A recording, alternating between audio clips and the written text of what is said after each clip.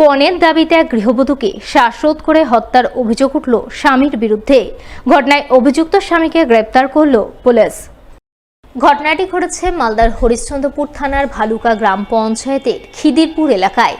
জানা গেছে, মৃত গৃহবধূর নাম পূজা মণ্ডল, বয়স 25 বছর। স্বামীর নাম মুকেশ মণ্ডল। তারা গত 3 বছর আগে প্রেম ভালোবাসা করে বিয়ে করে। বিয়ের পর বর্তমানে তাদের 2 বছরের এক পুত্র সন্তান রয়েছে। কিন্তু বিয়ের পর থেকেই মুকেশ পণের দাবিতে তার স্ত্রীর ওপর শারীরিক ও মানসিক অত্যাচার চালিয়ে আসছিল বলে খবর। এর মধ্যে রবিবার রাতে তাকে শ্বশুরবাড়িতেই তার স্বামী গলা টিপে হত্যা করে বলে অভিযোগ। যদিও বিষয়টি জানাজানি হয় সোমবার সকালে, যাকে কেন্দ্র করে এলাকায় জোর চাঞ্চল্য তৈরি হয়।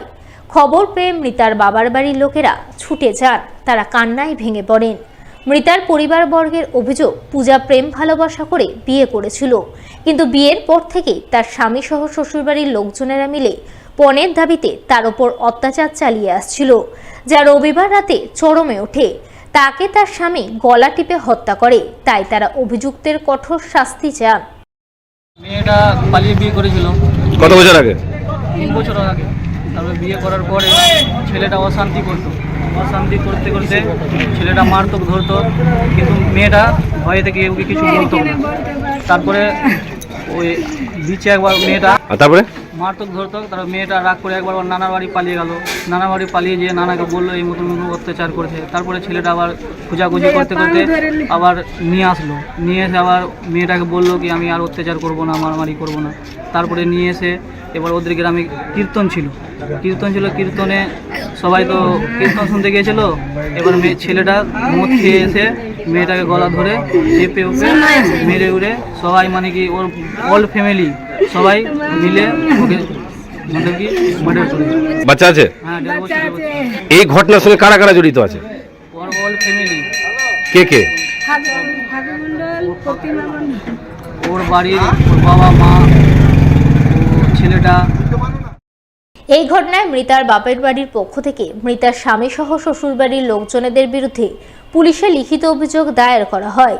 তার ভিত্তিতে পুলিশ অভিযুক্ত স্বামীকে গ্রেপ্তার করে ঘটনার তদন্ত শুরু করে বলে জানা গেছে।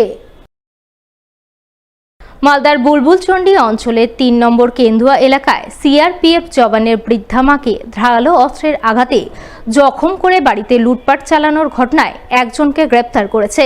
গ্রেপ্তার করল মালদার হবিবপুর থানার পুলিশ। পুলিশ সূত্রে জানা গেছে, ধৃত যুবকের নাম আশিস সরকার, বয়স 27 বছর, বাড়ি বামনগোলা থানার নালাগোলা এলাকায়। রবিবার বিকালে হবিবপুর থানার পুলিশ তাকে দক্ষিণ দিনাজপুর জেলার তপন থানা এলাকা থেকে গ্রেপ্তার করে।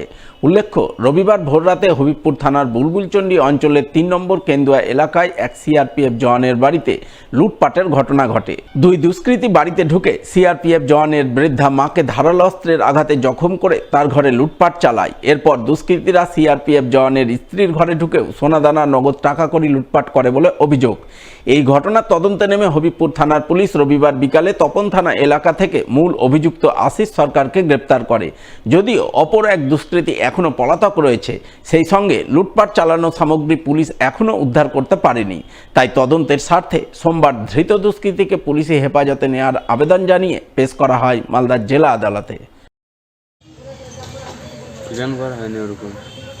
কেন এরকম ঘটনা ঘটালি? হয়ে গেছে সাথে সাথে। কে লাগে তোদের? কে লাগে? আত্মীয়? বাড়ি কোথায়? কার বাড়ি? তোর বাড়ি? নালাগোলা। নালাগোলা কোথায়? পুকুরবেড়া। নাম কি? আশিস সরকার। কজন এসেছিলি এখানে? 2 জন। হ্যাঁ, 2 জন। কি কি নিয়েছিলি? টাকা পয়সা, সোনা দানা।